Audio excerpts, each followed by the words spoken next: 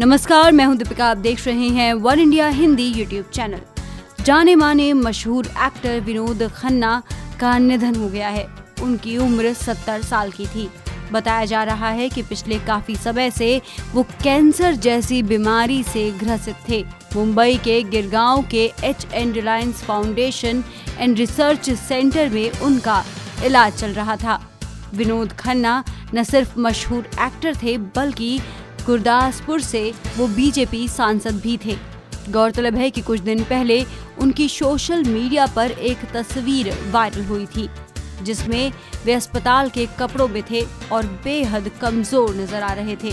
चलिए आज आपको बताते हैं विनोद खन्ना की जिंदगी के कुछ ऐसे पहलू के बारे में जिनके बारे में आपने पहले कभी नहीं सुना होगा। दरअसल विनोद खन्ना का जन्म पाकिस्तान के पेशावर में एक पंजाबी परिवार में हुआ था। उनके पिता एक टेक्सटाइल व्यापारी थे। बचपन में विनोद खन्ना काफी शर्मीले स्वभाव के थे। स्कूल के दौरान एक टीचर ने उन्हें एक नाटक में जबरदस्ती उतार दिया था। उस समय विनोद खन्ना को पता चला कि एक्टिंग उन्हें बेहद पसंद है। आपको बता दें कि विनोद खन्ना का फिल्मी सफर में आने की घटना भी काफी दिलचस्प है। दरअसल उनके पिता उन्हें बिजनेसमैन बनाना चाहते थे। कहीं कहीं ये भी सुनने में आता है कि विनोद खन्ना पहले इंजीनियर बनना चाहते थे, लेकिन जब विनोद खन्ना ने अपने पिताजी को बताया कि वो एक्टर बनना चाहते हैं तो पिता ने गुस्से में आकर विनोद खन्ना के सीने पर बंदूक तान दी और कहा कि यदि तुम एक्टर बने तो मैं तुम्हें जिंदा मार दूंगा। लेकिन विनोद खन्ना की मां के समझाने के बाद इनके पिताजी ने इन्हें 2 साल के लिए फिल्म इंडस्ट्री में काम करने की इजाजत दे दी। सब जानते हैं कि फिल्म इंडस्ट्री में विनोद खन्ना जब आए तो उनसे हैंडसम एक्टर कोई भी नहीं था। कॉलेज के दिनों से ही उनका रुझान फिल्मों की तरफ हो गया था। वे थिएटर करते थे। उसी दौरान उनकी मुलाकात गीतांजलि से भी हुई, जिससे आगे चलकर उन्होंने शादी कर ली। किस्मत से विनोद खन्ना की मुलाकात एक पार्टी में निर्माता और निर्देशक सुनील दत्त से हुई।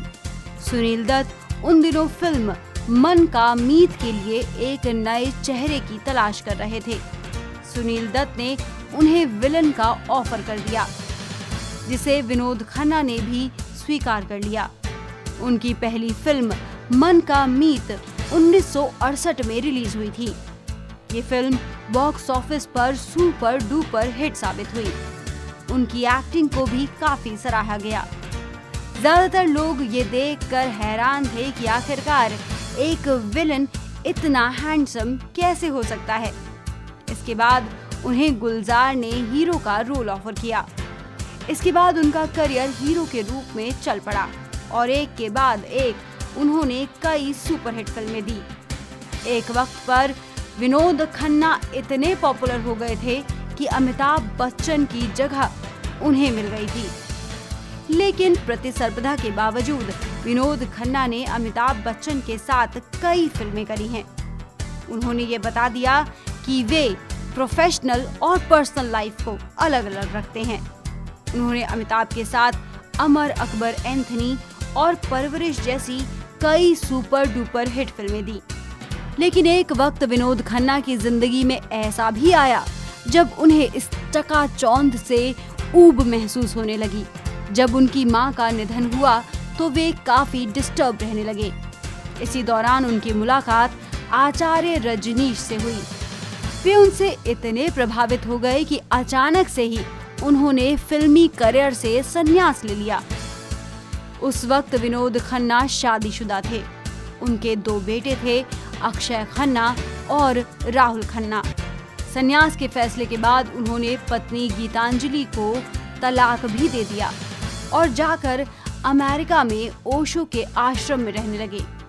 आपको जानकर हैरानी होगी कि वहां पर उन्होंने बगीचे के माली का काम किया। ओशो ने उन्हें स्वामी विनोद भारती नाम दे दिया था। कई सालों तक वहां रहने के बाद विनोद खन्ना एक बार फिर से मुंबई लौट आए। तो ये थी विनोद खन्ना की जिंदगी से जुड़ी कई अहम बातें। इस खबर में फिलहाल इतना ही। देश, दुनिया और राजनीति की अधिक खबरों के लिए सब्सक्राइब कीजिए one India Hindi YouTube channel.